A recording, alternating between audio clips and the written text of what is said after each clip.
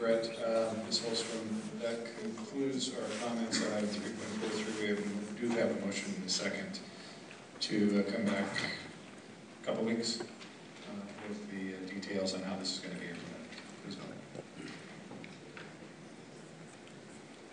Motion is unanimous. All right, now taking us to the main event, 3.10. Let's first have a staff report.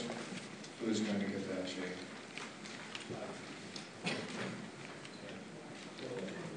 Right. I'm sorry. 4.2.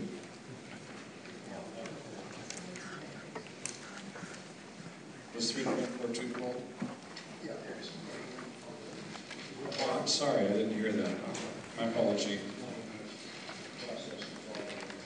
So let's move and reconsider item 3.42 since that was a motion in a second. Please vote.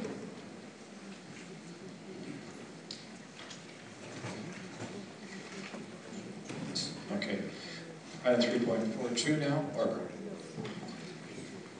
Mr. Chair, members of the board, Mr. Orr and Ms. Walls, I brought back to you a proposal for wage increases covering our unrepresented employees that basically are equivalent to either LIUNA or SEIU members.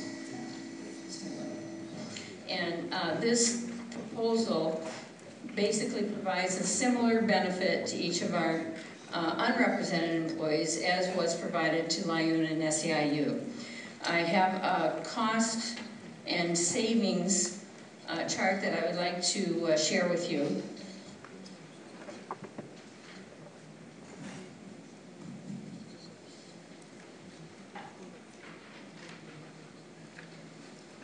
Okay, the unrepresented group was the first group to come forward with savings for the county. So you will see on the upper part the cost for these changes that are in the next 4 years. But I wanted to point out that starting in '09, this group, and this is representative only of the people who are being covered by this, saved the county over $1 million in '09-10. Again, saved money in 10-11 with the suspension of step increases, totaling $763,000. Another $2 million in 11-12 as they began, that was the first group to begin the 3% EPMC reduction. In 12-13, that increased to 6%. And so there was another savings of $1.8 million. And those savings continue for the next 3 years. So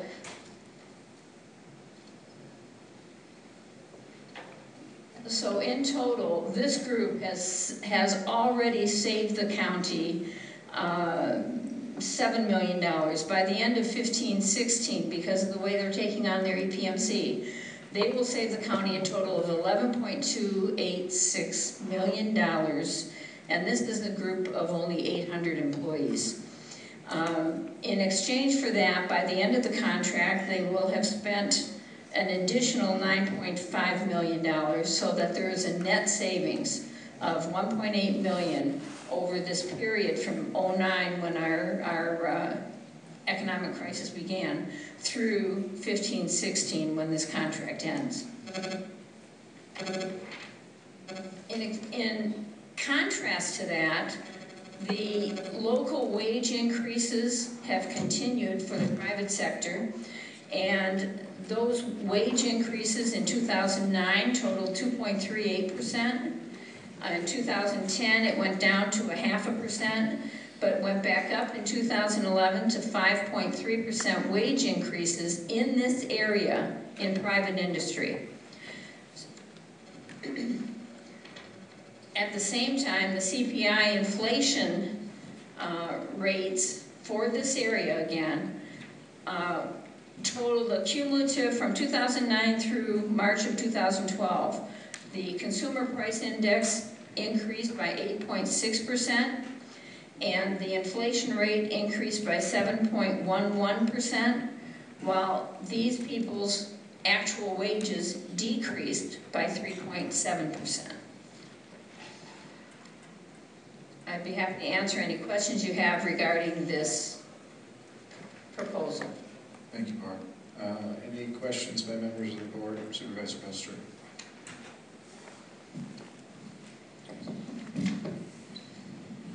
No, I think the entire board realized that this group of unrepresented employees have been falling further and further behind.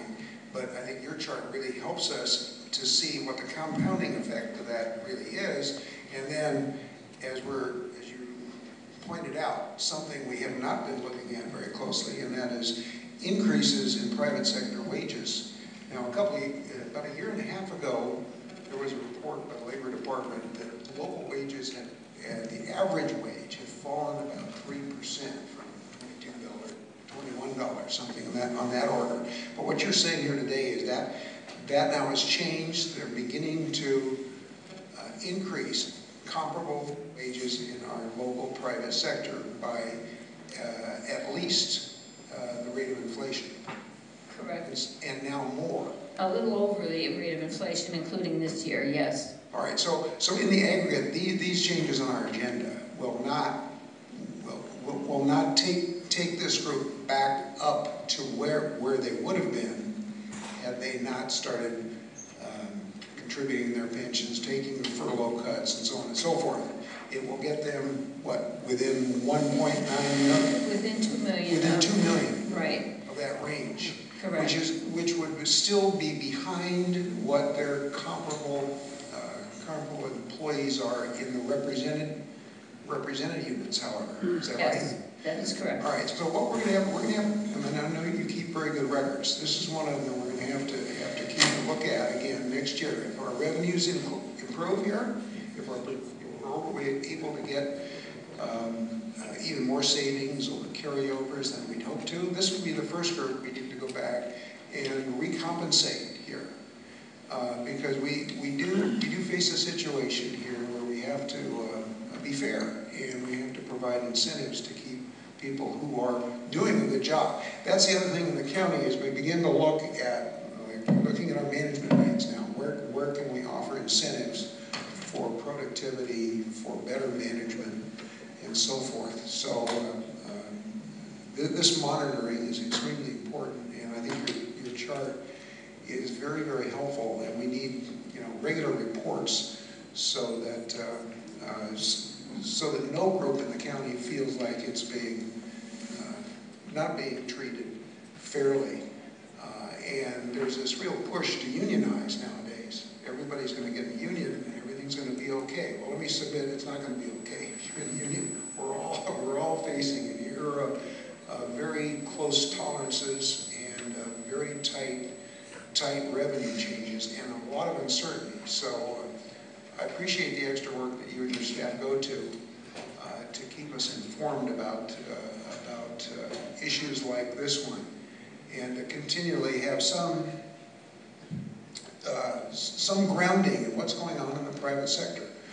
And I hope before we're finished with this issue, which includes the larger management issues, that we get a better, closer understanding of what's going on there too with managerial positions outside the county.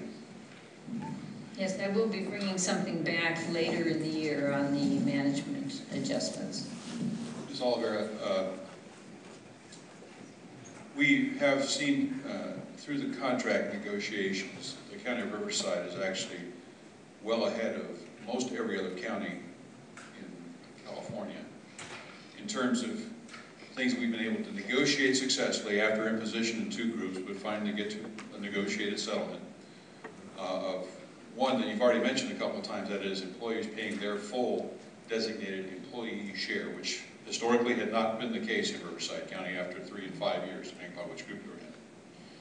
But one that you didn't mention today is the implementation of a 2nd-tier retirement.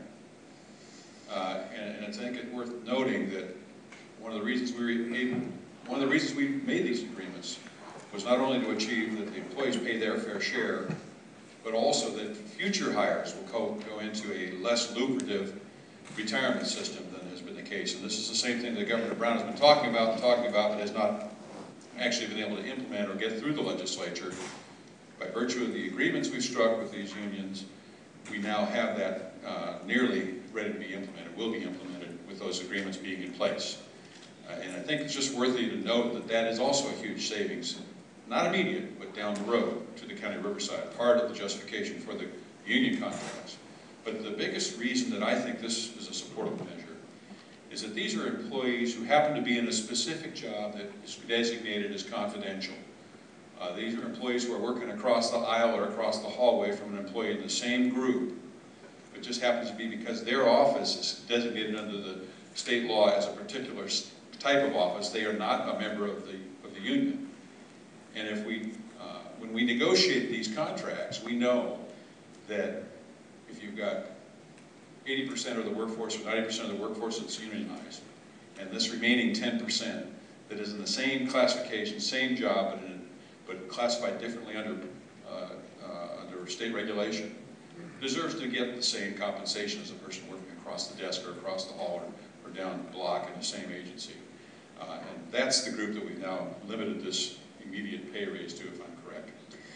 Actually, we've included two groups. We included that confidential group, but also those who choose to be unrepresented, have not signed into a collective bargaining agreement. So those people also are equivalent to SEIU, but unlike the confidential, their job doesn't require it. They just are in an unrepresented category currently. And so they put their faith and trust in this board that we're going to treat them fairly. That's correct. And this agenda item is that step. Is taking care of that issue. That's right.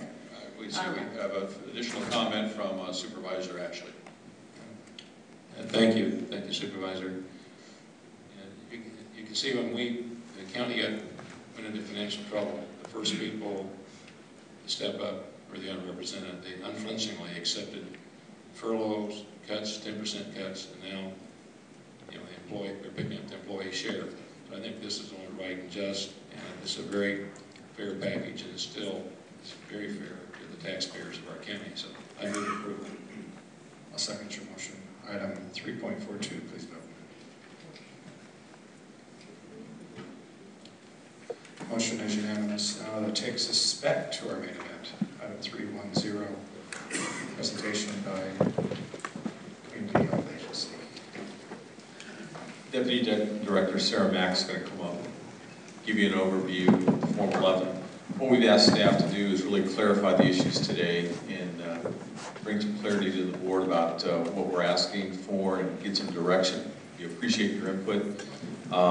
We need to renew the contract because we need the EMS ambulance provider. The current contract does, as Sarah's going to talk about, we've got a 3-year. You always have the option, is my understanding, to give a 12-month notice of a termination of the contract.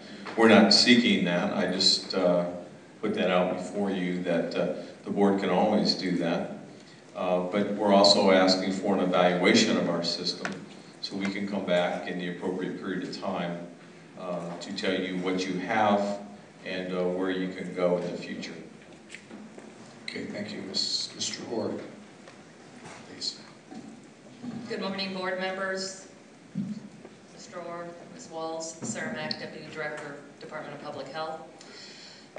As Mr. Orr stated, the item before you today has the recommended motion of 2 parts.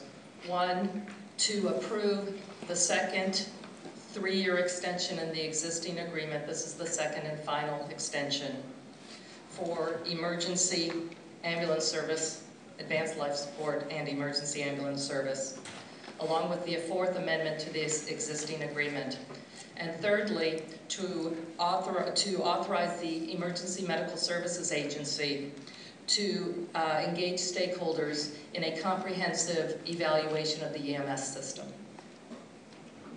Okay, thank you, Ms. Mack. That basically lays the groundwork for our discussion. We do have a number of speakers.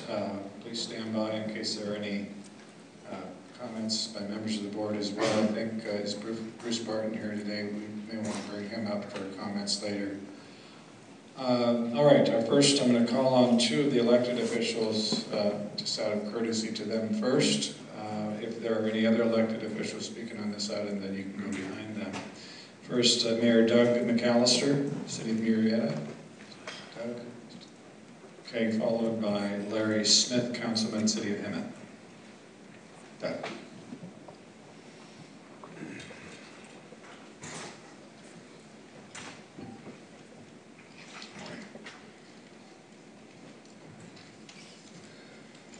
Morning, Mr. Chairman and supervisors. I want to appreciate the fact that you are letting me, am I doing something weird here? I'm hearing myself twice. Sorry about that. It's hard enough to hear me once. In October of last year, we had a workshop about this, and the question was, why was such a lucrative contract in place that had not gone out to bid since at least 1980? And one of the things I want to do briefly this morning is clarify what this discussion is about. It's not about one city. Multiple cities, multiple fire chiefs, multiple fire professionals, all have reflected a concern as to that question. Why has not such a lucrative contract not gone out to bid for such a long time? It is also reflected in numerous editorials, including the one today in the Press Enterprise, which when I read, I thought maybe I should just read their editorial because it says exactly what the question we have as well. It's not just about Murrieta. None of you are simpletons. I have a high degree of respect for every one of the days. But you'd have to be if someone's going to sell you the deal that this is just about Murrieta. It's about the county of Riverside and transparency in government. I also want to make sure something else is very, very clear. Murrieta is not interested in going into the ambulance business. That is a misrepresentation of the entire discussion for the purpose, I believe, of just muddying the waters for you. That's not what this is about. This is about good government. This is about transparency. So the questions remain, why no bid? And the answer we initially got was we don't have to. That wasn't good enough. The next question was, why was there resistance? When we asked the reasonable question, when you have a $95 million a year contract that has not gone out to bid, and you ask that reasonable question, why not?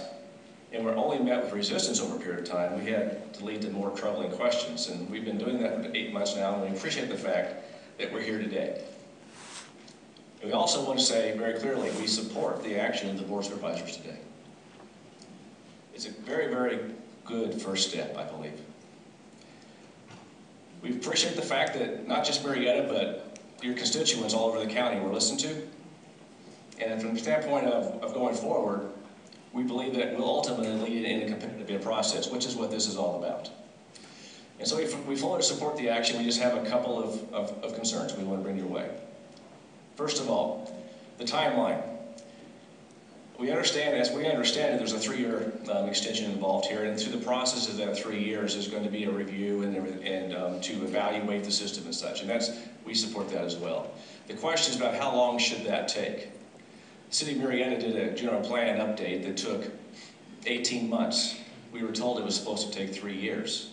And in the process of that, we also got an award for the quality of that 18-month general plan update. San Bernardino said they could do it in 2 years. This is Riverside County, folks. We can do it quicker. Our request is that you speed up that process, put a stake in the ground for your staff to make sure it happens sooner, not later, in order to make sure you meet that 3-year deadline. And our last thing, we note that, and we also support that you put stakeholders in this process. We would encourage you to include a city manager who has an expertise and experience in working with EMS services in the city. And to that end, we're happy to recommend to you our city manager, Mr. Rick Dudley, to do so. But at the end of the day, folks, we appreciate the fact we've come this far. We appreciate the fact that you're making a hard decision. We ask you not to extend this any further than 3 years. In fact, you make it shorter and allow us to get through this process in that initial 3 years. So at the end of this 3-year period, we have a new bid, and hopefully it's AMAR at the end of the day. But we have a new contract that works for everybody else. Thank you very much. Thank you, Doug. I'm going to let the electeds go a little bit beyond the time allocated, only because I know they would do the same for us if we spoke to their meeting. So next is Larry Smith, Councilman with the City of Hemet. Larry. Good morning, Mr. Chairman, Board of Supervisors. Thank you for this opportunity to speak to you. I'm Councilman Larry Smith, City of Hammett. And different from my esteemed colleague, I'm going to have a little different approach on what I'm going to appeal to you this morning.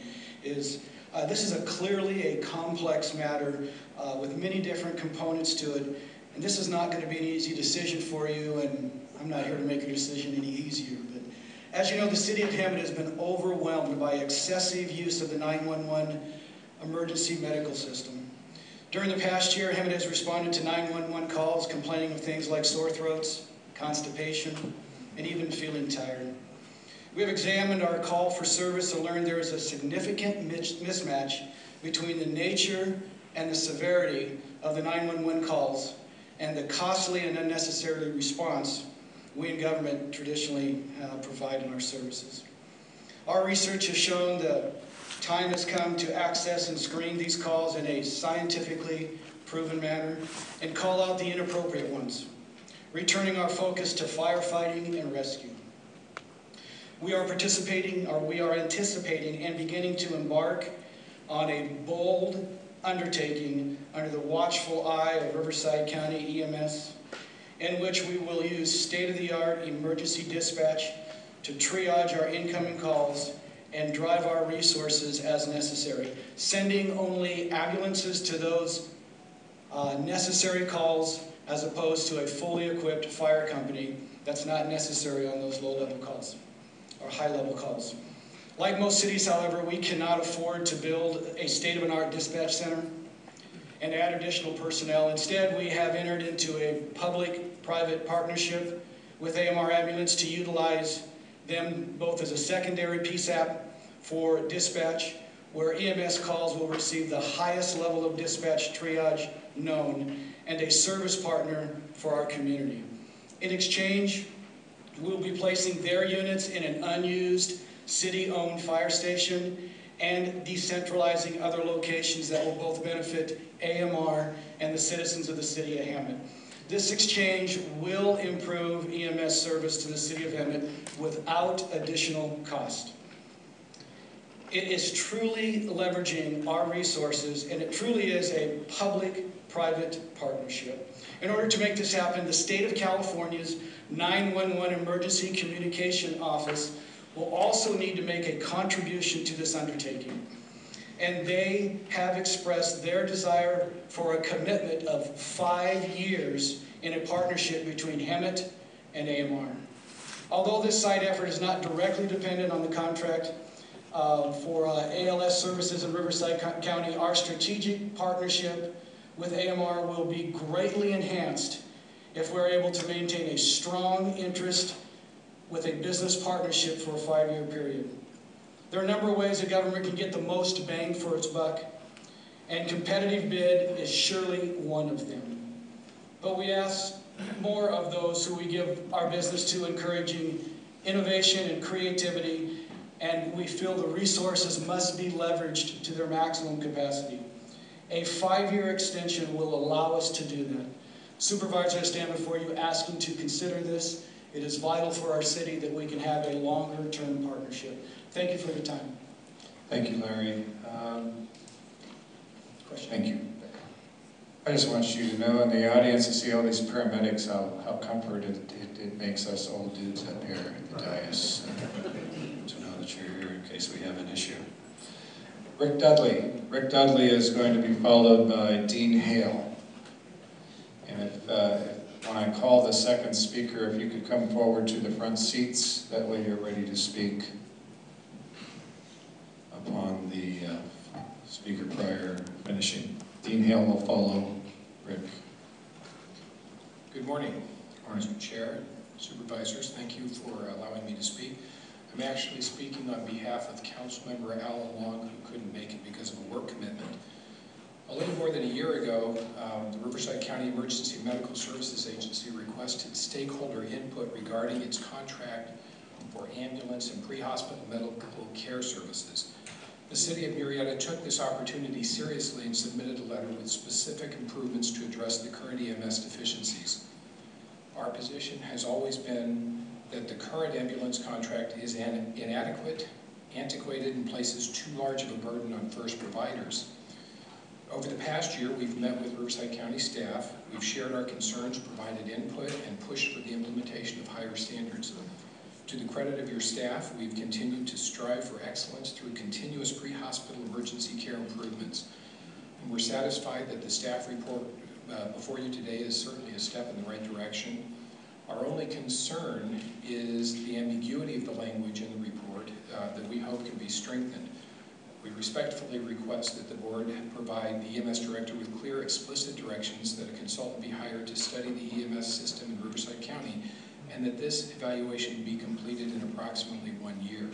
Then, using the evaluation as a guide, an RFP could be drafted directly following, and the competitive bid process could take place. We would hope that the process can be completed in sufficient time to provide a seamless transition to a new improved ambulance contract well in advance of the expiration of the pending extension. And certainly we are available to help however we can. Thank you very much. Oh, and I have an actual letter from... Mr. Dudley, I have a question for you. Where in the city of Marietta do you find the AMR or the EMS system inadequate? Well, part of it is the response times. What we found is in one segment of the community in particular, over by Bear Creek, and I'm not an expert in this, but my understanding is that the response times have not met the county standards much more significantly than other parts of town. So the Copper Canyon, Bear Creek area is one. Part of it is the system overall that we think would benefit from being improved. And again, this is not an issue about the current provider. They're following the contract, and you know, they're doing what they ought to do. We think that the contract could be improved so that the standards that are being met are actually higher. Okay, thank you. Dean Hale. Dean Hale is going to be followed by Joe Morris, who will be followed by Cynthia Gonzalez. Thank you, Board, for allowing us to come up and speak with you. I want to say thank you for the county's work on looking at the whole system as an overview. If the extension has to go 3 years as you see fit to accomplish that, I realize you can't change a whole system overnight and expect it to work in the right performance. I do think 3 years is a little bit lengthy. I think we can look at that as a shorter opportunity. You know, I'm proud to say I'm a 20-year resident today in Riverside County. I can also say I'm here as a Marietta firefighter. And I also am the president of our firefighters local. I can say I'm very encouraged by that. My council members, my city managers support the EMS in our community. It would worry me to live in Hemet right now because they're worried about what is a good 911 call and what is not. Our residents, just like anywhere in the county, and I'm sure the system that Bruce Barton and REMSA has looks at every call as an emergency, because it's the caller on the other end of the line that decides whether it's 911 is an emergency to them or who's going to respond to that. We're here talking about the agenda item that's building the system as part of what REMSA has came up with. I think building the system that looks at every element of this is response times, the equal needs of all community involvement that's there, is to our benefit. And as a firefighter who responds in those, you guys talk about what's flawed in the EMS system. It's hard for our county and our city manager and our city council member to understand that there's a problem in Marietta because our EMS services are augmented by our fire department paramedics. In the city of Hemet, they don't have that luxury. Our residents have that luxury, that there are paramedics that are responding within 4 to 5 minutes anywhere in our city, and we're doing that to help augment the current provider. Has nothing to do about the provider and what they provide us. They're assistants, they're a part of our team effort. We get there, we do patient stabilization, we follow up to the hospital if need be. In addition to that service as paramedics, we work with them in continuing that care. We are part of that augmentation system, and our civic leaders have realized that it is a priority they put for our community. In part of the building of the system, I hope that the Riverside County EMS agency understands that they're not getting a great return on their dollar because of just going out to this contract with the private bid system. It would open that up for them, that they'd be able to gain back maybe some of that money that they're putting into the fire department paramedics. It needs to be a whole system evaluation.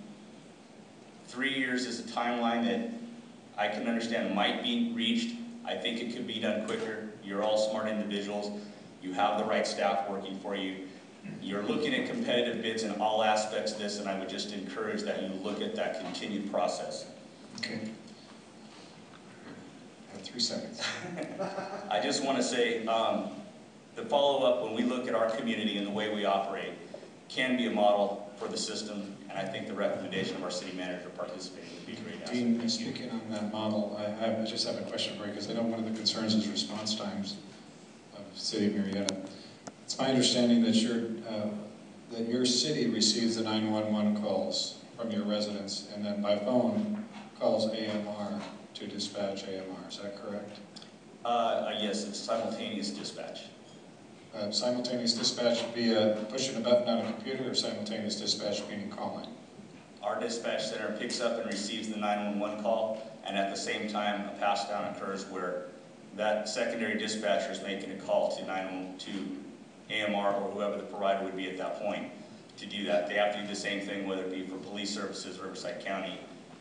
It is the way the system works, and there are a lot of dispatch centers that do work like that. Orange County Fire is one of those. Orange County, but that is somewhat antiquated, as you described it. My knowledge of the system and the way it works is that it is quite antiquated, based on how you just described it. This phone call comes in, my wife's having a heart attack, my wife's beating me up.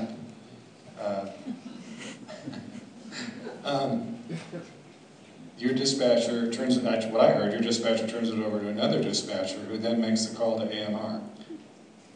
Correct? You're missing part of what that call happens. Okay. While they're on the phone with that patient, getting information and documentation and where the right address is and where the location is, as that information is being received to her, there is somebody that is dispatching a 911 call to fire department and AMR at the same time. So a call taker is receiving the call, it's passed down to the second dispatcher to make the call happen. Okay. And the dispatch goes out that way. Okay, thank you. Joe Morris.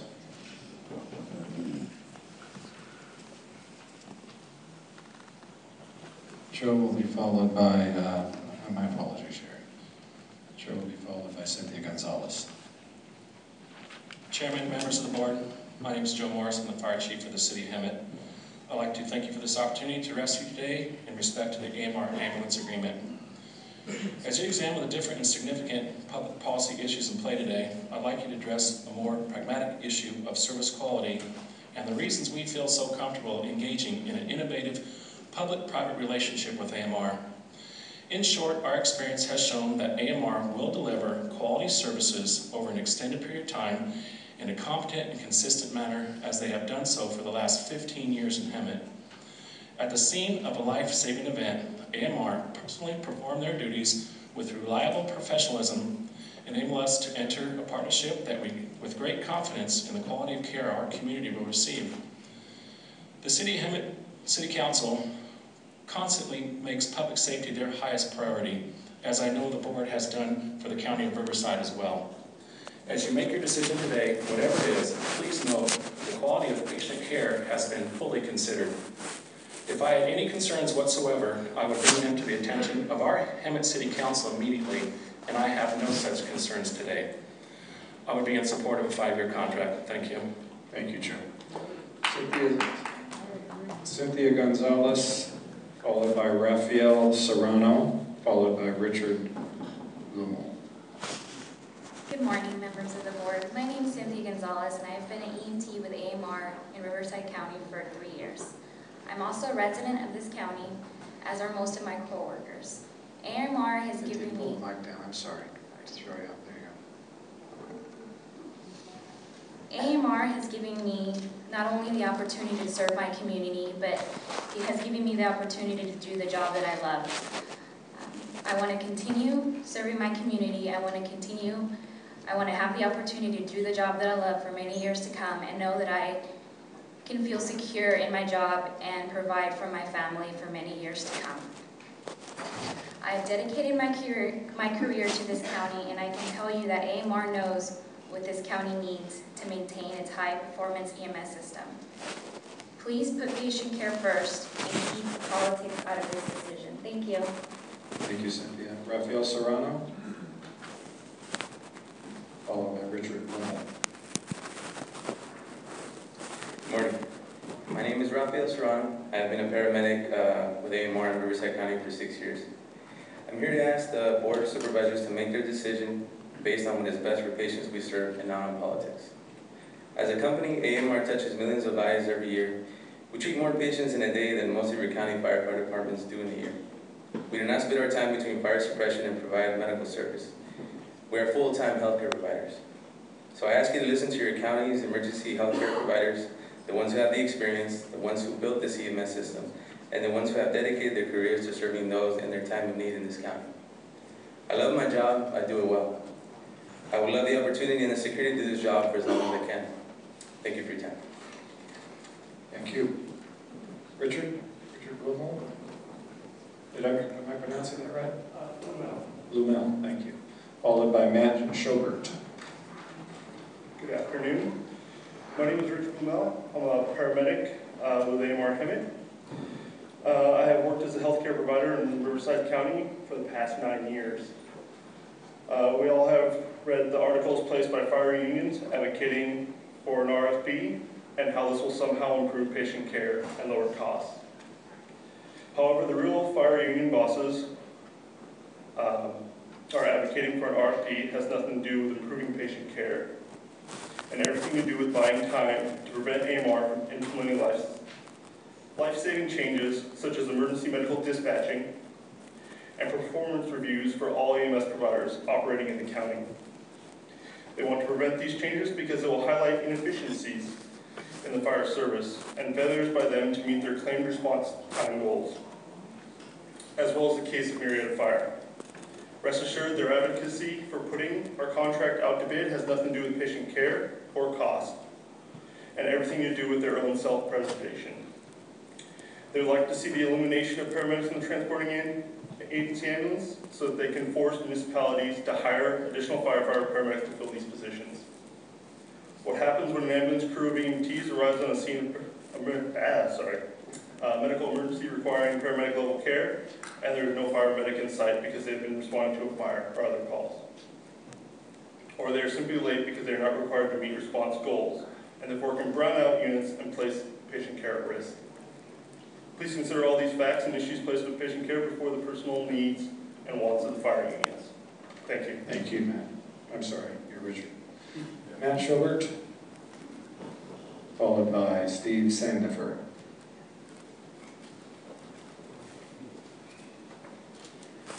Good morning, Mr. Chair, board, and staff and guests. Several issues to discuss at this main event this morning. And the first thing I'd like to address is I was fire chief in Hemet for a number of years before I came to Marietta.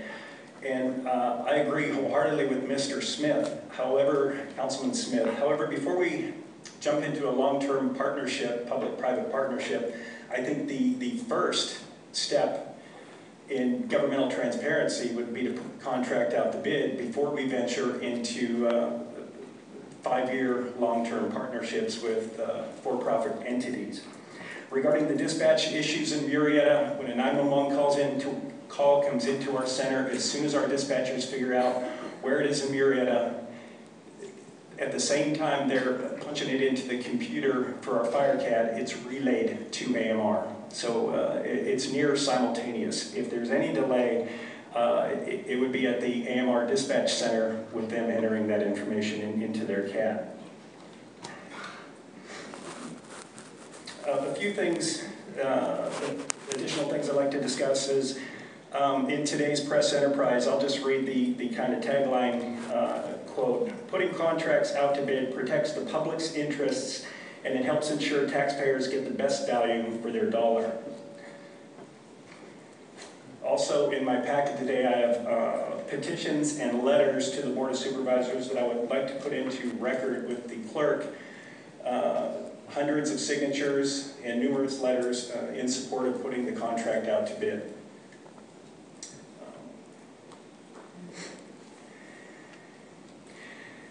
And now to move on to my discussion item here. I would like to thank the county staff and the board for your collaborative efforts regarding the potential improvements to the countywide emergency medical system.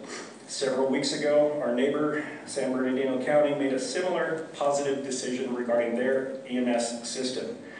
Some quick background, our countywide population went from roughly 600 and some thousand back in 1980 to over 2.25 million today. A tremendous growth over the past 30 years, which I think would lend support to the need to evaluate and put out to bid the current system. Also, we have healthcare reform on the horizon, which means 40 million new Americans will have health insurance in the next couple of years. Additionally, we have an aging population. Every day, 10,000 Americans are turning 65 or older, resulting in 78 million new Americans reaching the retirement age over the next 15 years. Why is this important? Lots of people are going to have insurance, and there's going to be lots of people using the pre-hospital ambulance system, which in turn relates to a tremendous financial windfall to whoever gets this ambulance contract in the county. Okay, Chief, your time's up. I appreciate your comments. Let me ask you a question here. As the fire chief, City of Marietta, where do you see the efficiencies in the EMS system? Where do I see efficiencies? Inefficiencies in the EMS system.